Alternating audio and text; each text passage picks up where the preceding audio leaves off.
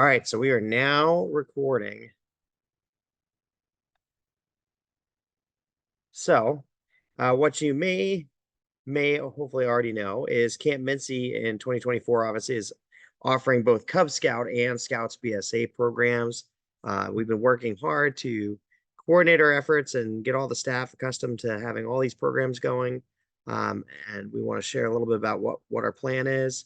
What we'll do is we'll kind of go through this. You can ask a question or two if you think something comes up that's important right away, but we mostly like to get through the presentation in 30 minutes or less so that we can have lots of time for questions. There we go. All right. So here, there we go. Checking into camp.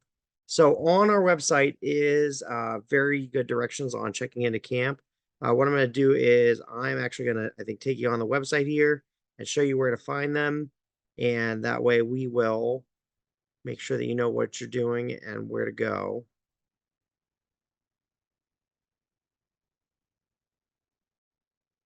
So if you go to our website,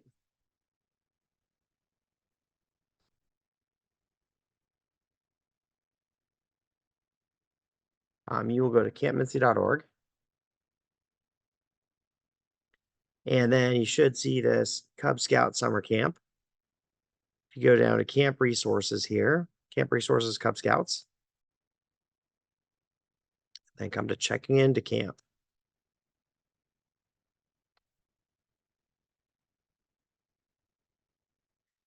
So if you look, some things for you to do ahead of time: complete the online dietary needs form for any special food needs. We'll take a look at where to find that since it's in the same place as this. Set up your camp fees with our council office before you come. Make sure you have a health form for each scout and adult with a physician's signature within the last 12 months. Payment and form if you like troop pictures. Show you where to find that. And scouts ready for pictures and a swim check.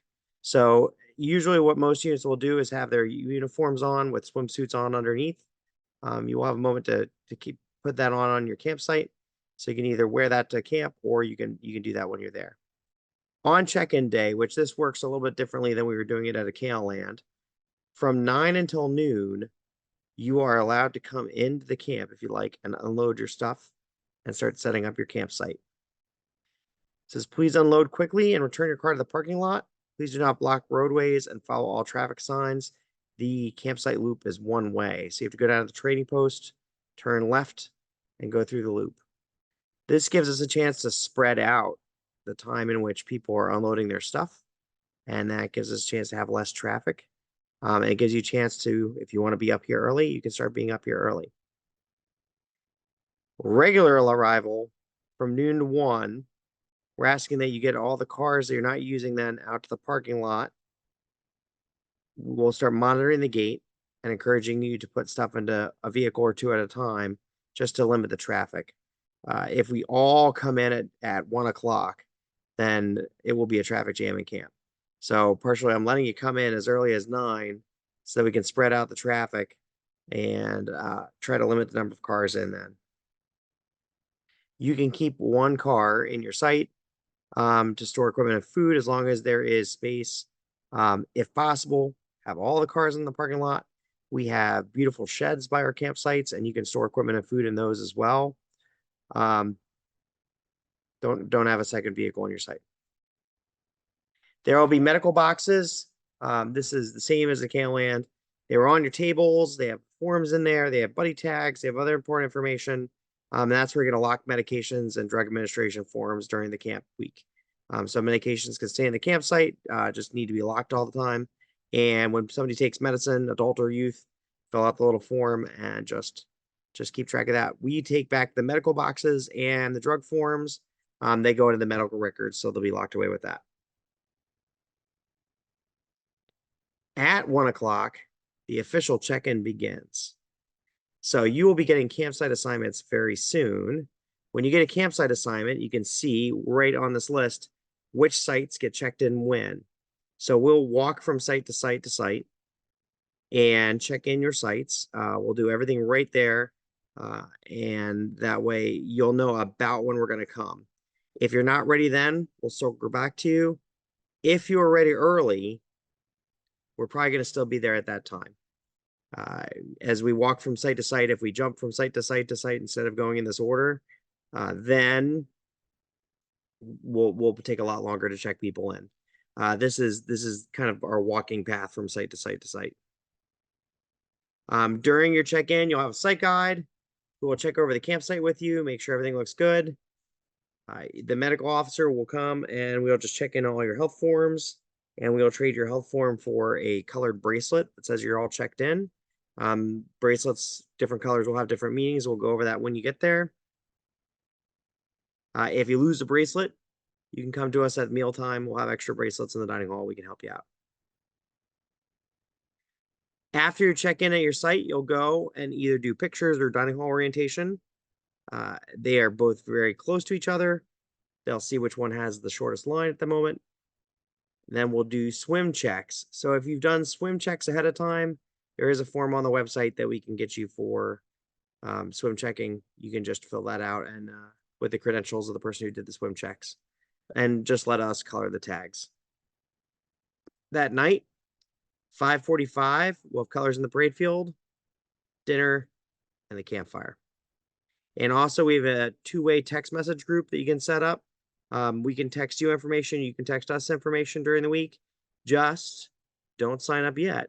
Sign up the Sunday morning you come to camp, because on Saturdays I reset it and everyone disappears.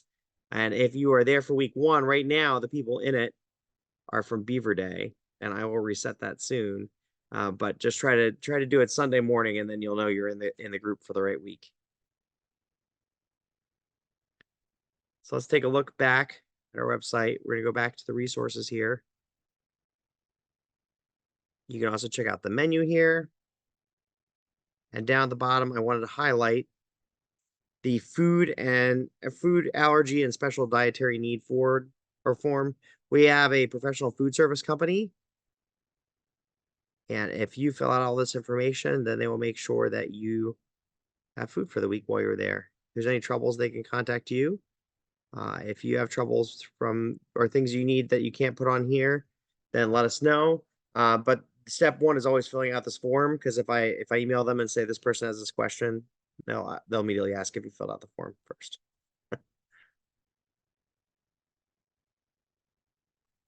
All right. We're going to go back to our PowerPoint for the moment.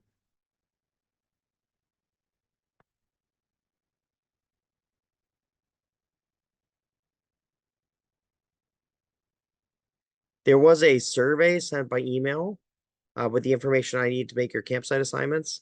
If you cannot find them, you can email us at campminsi@minsitrails.org, and I will send you a new copy. We're just looking at for one person from each pack to fill out the survey so that we know the information that'll help us assign your campsite. I will be assigning campsites very, very, very soon, so I need you to fill this out right away. Otherwise, I won't have the information when I fill it out.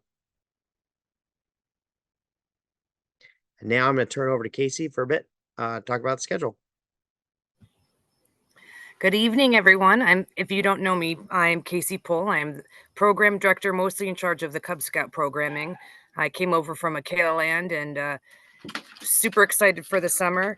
We are going to keep a very similar schedule to years past. If you've been at Akela Land before, we have 3 program areas that are going to be our main focus on. While they are in there, they're traveling with their packs, but they are then going to be doing their requirements with their den. So for leadership purposes, you can all go and you're all going to the same place. You don't have to worry about sending people in different places. For the tigers, that's for the tigers, bears, and wolves. This year, our Webelos and Arrow of Lights will be doing Pioneer program together. They will be broken into patrol type groups, but they will be working on their separate requirements. So they will be in a separate area, but that's something that the leaders, we don't recommend the leaders going with. Our staff will take care of them because they're kind of learning how to work in a patrol method without their families there. So every morning we have our 7:45 morning colors, followed by breakfast. And then you have 2 program slots. Our programs are either at Waterfront, which is the beach this year, our econ building, which is kind of the same thing as our outdoor skills. So a lot of our general, anything from nature hikes to talking about animals and critters, talking about fires and knots. Uh, and we have our shooting ranges, which we will have archery, our BB guns, and we are going to be having the older kids will be able to get a chance to do different kinds with our shooting sports director. We will have lunch at 12. After lunch, we usually have a quick leaders meeting, kind of talk about open program and the nighttime activities. And then we have 2 program spots. And then we have an open program before dinner, which is something that they can kind of choose where they want to go to. So the open program schedule, you'll get that on your first day of check-in. That's something that the staff will work on staff week. Good question. We usually do have our Pioneer forms up online, Foof, so we'll have to work on that. I'll write that one down. The question was, where do we find the Pioneer forms? So that they can make our Pioneer patrols. We like to have the Pioneer forms filled out for the first day of camp. So Sunday, they usually make the patrols, so they're all set up. So when we start on Monday, they're all ready to go. That way, they need to know things like so they're not the only female in the group, and we need to know Weeble is an Arrow of Light this year. Yes, there will be an outpost night. So the Pioneer program will be doing that. AOL, I think it's going to be a definitely a must do. Well, not a must do, but we highly recommend it. And I think Weeblos, it'll probably be up to you as leaders and to them whether they want to do the outpost night. It'll be a great experience. We are going to have plenty of staff along, and it's new to have the Weeblos this year doing the patrol program. Usually the Weeblos are with the regular. Yeah, the patrols we will be separating just like we do in Scouting America. We do the girls and the boys. So that's another reason why it's important. So that way that they're together, so where they can have buddies if they need for bathrooms or for things like that. After our open program, we have our colors and we have dinner, and our programs are at 7:00 each night. Our theme night is going to be a Guardians of the Galaxy themed. So some Marvel kind of characters doing some fun things outside. On Tuesday night, we are doing a beach party. So in years past, we had the pool at a Kaelin and we did a cookout, but we're not cooking out this year because we have our wonderful kitchen staff. So we are going to eat dinner and then we'll head down towards the lake area. We'll be doing activities down by the lake and down in the activities field also that night. On Wednesday, we're going to be doing a movie night, kind of Marvels themed movie night. And that's usually when we do our outpost. So our Weebelows and Arrow of Lights will be doing their outpost night and their cookout. Thursday, we have a camper recognition program. We have a ceremony where we go through the stages of how many years you've been in camp. Obviously, some people have been in a Kaelin, some have been other camps. So those years will also count for the recognition ceremony. And on Friday, we have our closing campfire. And because we know a lot of people are traveling and it's a Friday night traffic, so we have, during our open program slot, we kept our pack up cleanup site. And then 5:00, we're going to do our colors and dinner a little bit earlier than we normally do. So we can do our campfire right after dinner so that you guys can get going on the road.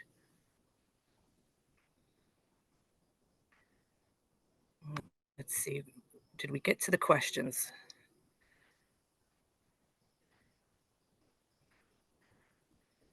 The multiple packs in a site. Would you like to talk about that? Do you have that planned in yours? You could just keep going with your presentation. I'll keep answering the questions in the chat. Okay, so all of our programs on the schedule, they look like that. Mostly we're doing similar activities to years previous, but we are updating the requirements page. I'm almost done with changing over since they gave that to us very, very late in the season for summer camp, but we will be following the new program requirements and electives. So I believe every den rank will be getting at least, we'll be doing one requirement and at least 3 or 4 electives while they're at camp. I'll also some extra fun that's not in there.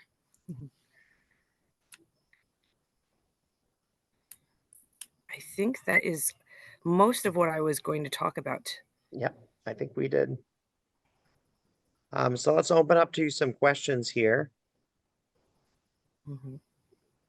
Yeah, actually the requirement list, there is the draft copy already out, but I don't want to put it in your hands till it's pretty accurate. So usually that comes up during staff week. We do one last double check with everyone looking over it carefully, and then we post it for you guys. There is one quick note. I already know there's one change for the leader's guide. The photographer let me know that the digital picture went up in cost by $10. So if you do see that, it does have marked across the top in the leader's guide that the photographer has not given us final pricing yet. But that will get updated very soon with it went up by $10 for the digital picture.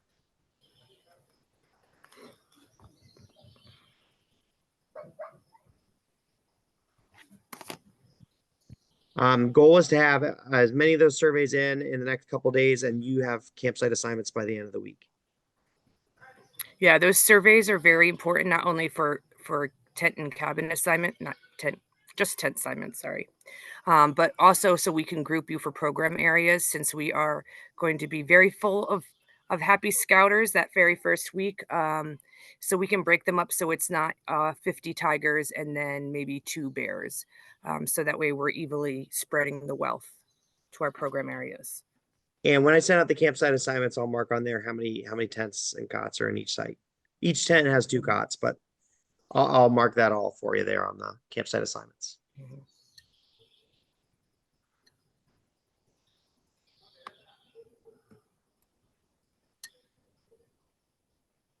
Hey, Bill Stout here from 1600. Hey. Is there an easier way to get buddy tags than the printed ones online? So we are going to have an open house on June 20th, that Thursday night. And if you'd like to come get them in person then and do the open house, you can. And Okay. if not, we'll be here on site in the not too distant future. And if that day is not good, we can always either arrange for you to come up to camp another time and get some, or if you'd like us to send some down to the council office, we could do that as well. Thank you. So I got a question in chat. I'm going to say is that for dietary needs, can we bring our own items to store in the kitchen to supplement? So what I would do first is fill out that form and mark that you'd like to do that, and let them contact you and coordinate with you. But that usually is fine. We do not have the same kitchen staff as we did previous years, so we have the same staff that Minsi had last year. So it's a actual company that comes in.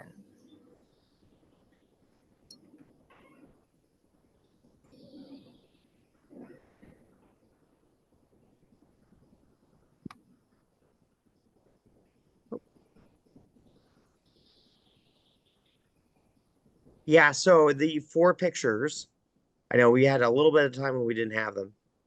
They are a pack picture, all of your packed together. It's a professional photographer. They came in from New Jersey. And they will take your picture and have it ready to go that same day. They stay in our dining hall. They set up a little print station and they print out any pictures that need to be printed, and do all the work right here on site. So you'll end up paying for them in the trading post. They'll take care of that money, and then you'll be able to get those. But it is a whole pack picture, and you usually do it in uniform. One other quick note with check-in with pack pictures. For example, you could pay for your pack pictures if you're in your site. Let's say you go to your site to set up at 9, life is good, and you guys are ready to go, but it's not time yet. The trading post will open that afternoon. The Gaga pits are available. You can take yourself on a little tour of camp. All those things are available starting at 9. You just may not have staff to ask questions to until after we get them fed lunch. Storm procedures are very, very similar to last year. We're hoping not to need them as much as last year. We're currently in the process of setting up this dining hall to be able to have movies for you guys in a storm and everything else like we had at a Kale Land. So that'll all be very similar. The meals are family style. So they are going to be a little different for all of us. We're trying to work to manage all of the trays to be Cub Scout sized. If you do have a table that has some very small scouts that are going to be waiters, you might want to consider having some adults help them, especially if you have, you know, wolves carrying the trays. You might need to have some help. We were hoping to offer IOLS or Baloo training, but we were not yet set up by our training committee to be allowed to offer those trainings.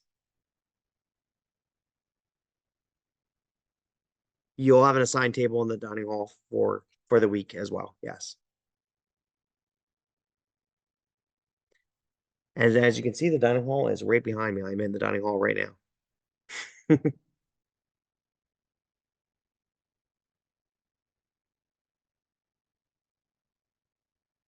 That's correct. Yep. You'll have a waiter or two per table. I'd probably send two for the Cubs. They'll help go get the food for the entire table. And then we have a salad bar or some hot food bars that are up during the day or during the meal, and those are just single persons. We kind of reworked all of that from what we learned from last year. So we're hoping this will be a much better experience. We also reworked the dining hall under the direction of John Buzz here, our ranger. And so now we have a lot more space to move. He's been working with us on the logistics to make everything as nice as possible for you guys for your meals.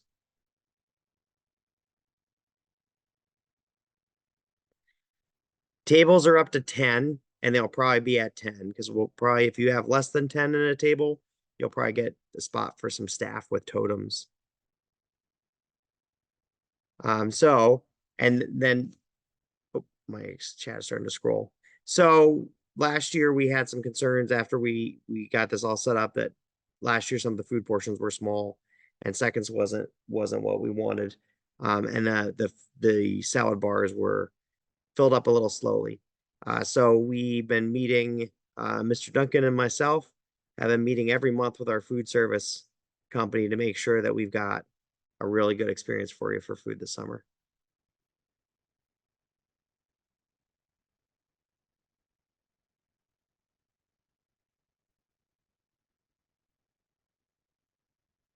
Yeah, and it is one struggle with weather is we just had some thoughts about the noise level for weather.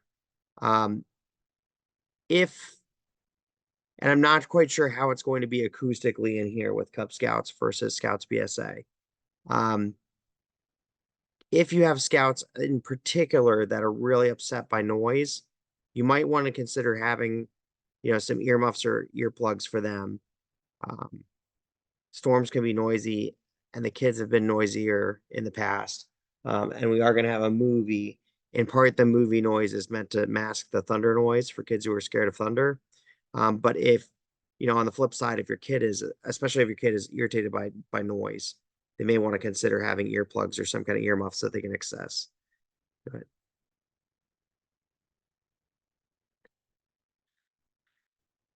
there is quite a bit of down trees now. Cubs, you get the first half part of the summer. So for Cubs, especially, there's a lot of firewood available, especially at the moment.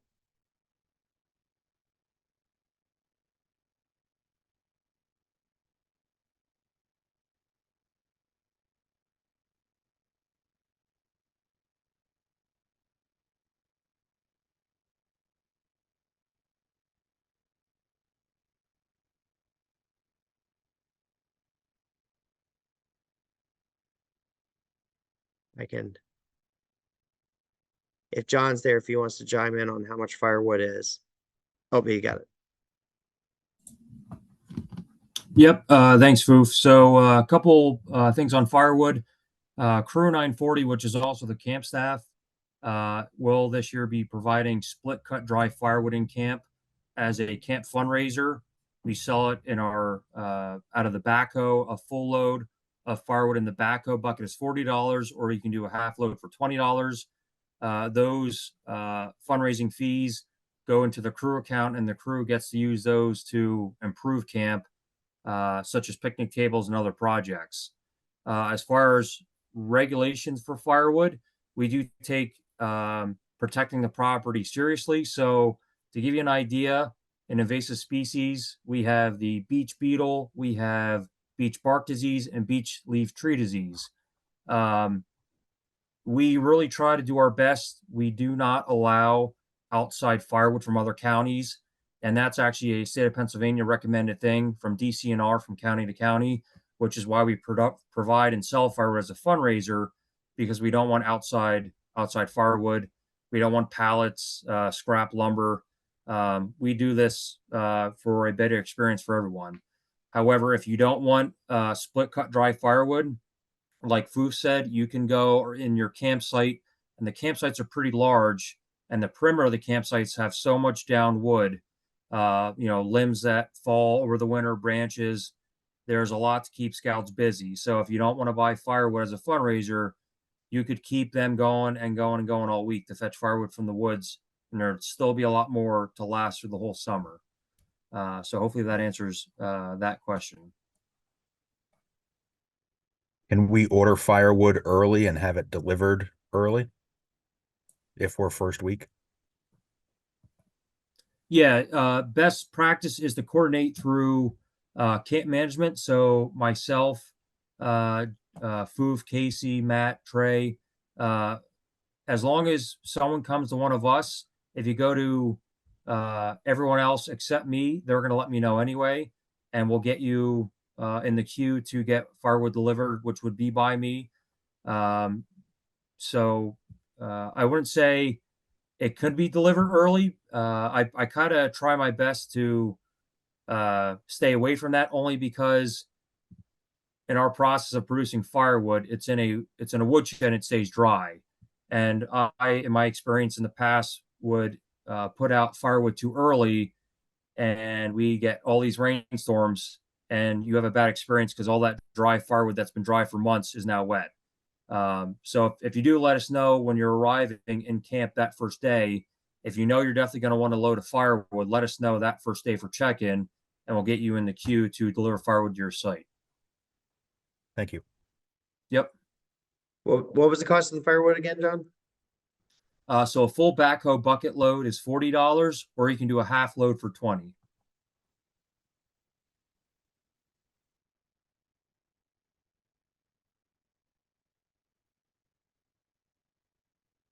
Do the campsites all have like a carport or another type of shelter? Yeah, every campsite either has a white carport tarp or a metal carport. Thanks. And if you are so the campsites, one big difference, the campsites here versus the campsites at the Land, these campsites are set up really for larger troops. So they have, when they go into the campsite, there's patrol sites. So one campsite might have a latrine, and then there might be 3 patrol sites that are each the size of an Land campsite. What kind of happened at Land is we originally had troop campsites, and then we broke those patrol sites and gave them each their own name. So where we have 10 campsites here, 12 campsites here, we had 22 at Land. So when you're sharing a campsite here, it's going to be a very similar experience to having your own campsite at Land. There is one restroom per campsite, but in Land we shared restrooms between the sites as well.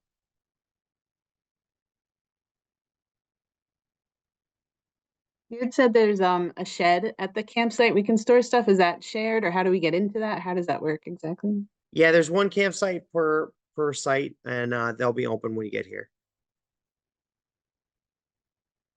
They are fairly good size because they hold all of the tents and cots and the tarp when you guys leave. So they're pretty good size sheds.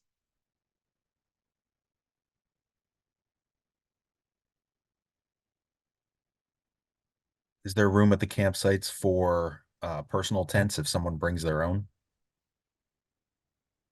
Yes, some of the sites are a little rocky for it, but there is usually space.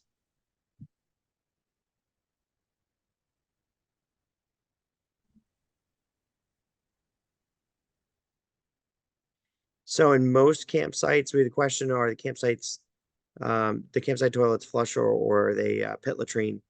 So for most of the campsites, there is one stall that's a flush toilet, and there is one stall that's a pit latrine, and then there is a sink and wash area.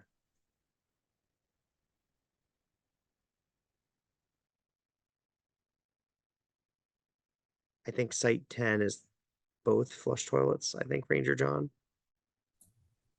Correct. Site 9 and 10 have two Okay. flush toilets, no open pit hole, and site 12 is also like a porta potty setup. Oh yeah, site 12 is the world's fanciest porta potty.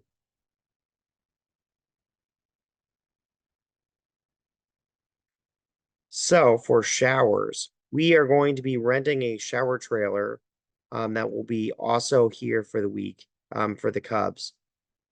So in our regular shower house, there is a adult male shower, an under 18 male shower, an over 18 female shower, and an under 18 female shower.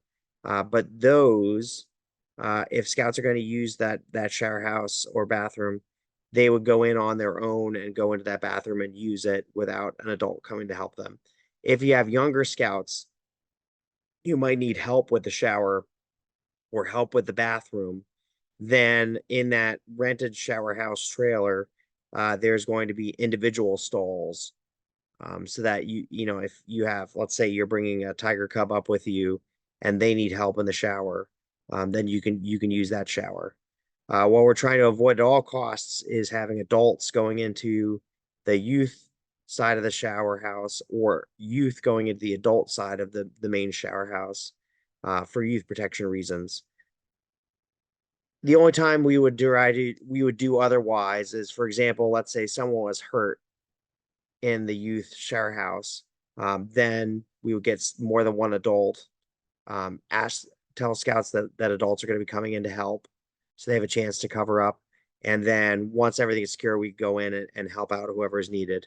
Health and safety always trumps everything. So, but that's not an everyday occurrence. That would be rare. So we want to make sure, if you have scouts who are going to take a shower, especially, and they need help from a parent, then you'd use that trailer shower house. In your sites, it's all individual stalls with a bathroom. So if you have, a very young one who needs help, then you could just use that regular bathroom.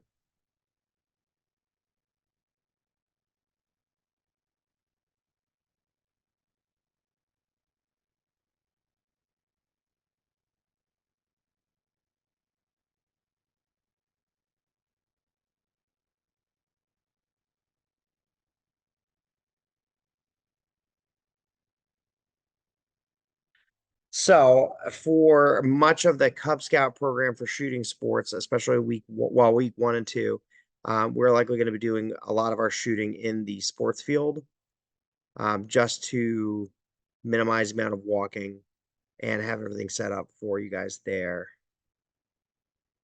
And we'll make sure we have enough spots that you get an equivalent shooting program to what you had at a KL land. So week 1, we're a little fuller than we would have typically been, so we'll have a little more shooting spots open. Week 2, we have a much smaller camp. During week 2, so we also have our STEM camp running, which is for older scouts, and they'll have staff taking care of them separately.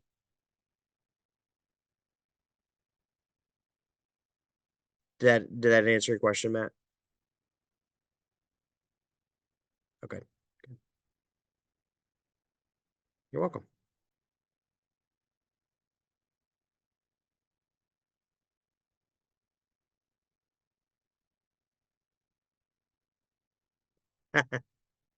Unfortunately, I don't think pretzel bun grilled cheese is on the menu this year. If you do notice with the menu too, especially if you have a Cub Scout and you have somebody in a troop coming up, We have two slightly different menus between the two. And I tried, for example, one night is an Asian chicken meal, and I thought some kids may really like this and some may not. So I believe that's the night we have mac and cheese bar as well. So I tried to plan out that if there was something a little adventurous for you guys, they might enjoy not eating little kid food all the time, then I had some other good options for those kiddos. Yeah, so our lakefront area, waterfront, it has non-swimmer, swimmer, and beginner. So they'll be able to do the same aquatics program. There is inflatables. I'm gonna check. We're in the process of checking all of the age requirements for those, but you have to be a swimmer to do that. And the boats that we'd be able to use with them is the same as we'd use at a Land. Our sailboats that we use for the older scouts, we're not allowed to use with Cub Scouts.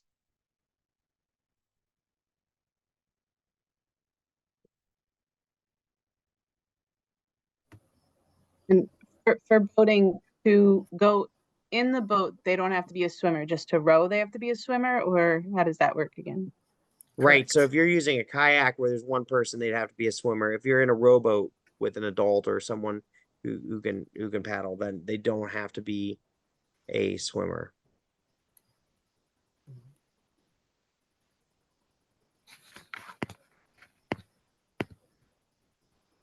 So that is a great question, Matt. So what we decided this year, you asked about many times we have where packs build a catapult or they build a cardboard boat or build something else and bring up to camp for the week beforehand.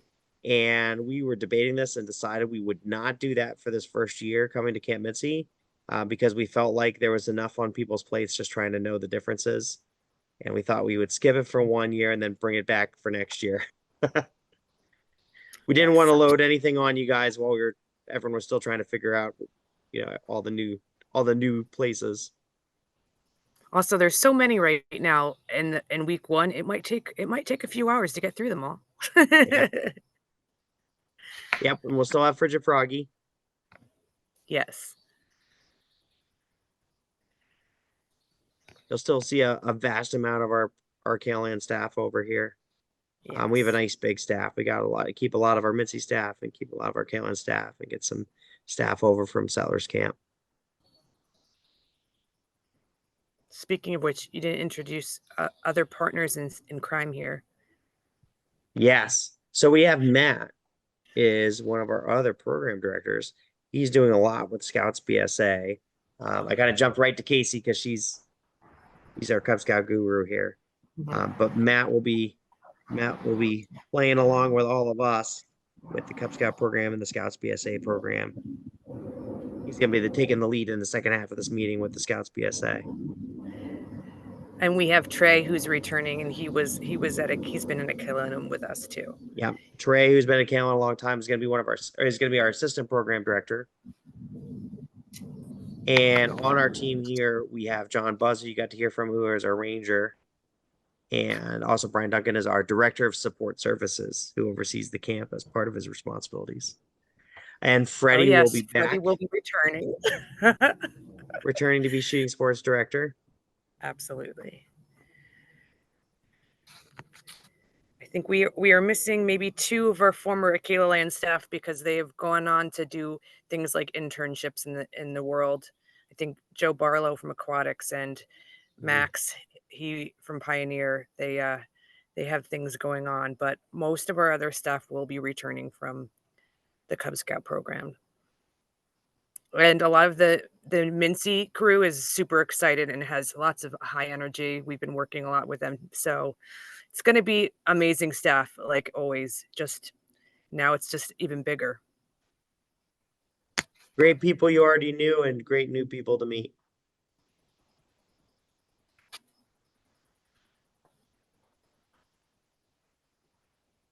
All right, well, what I'm going to do at the moment is I'm going to turn off the recording for a bit in case there is something else you want to ask without a recording.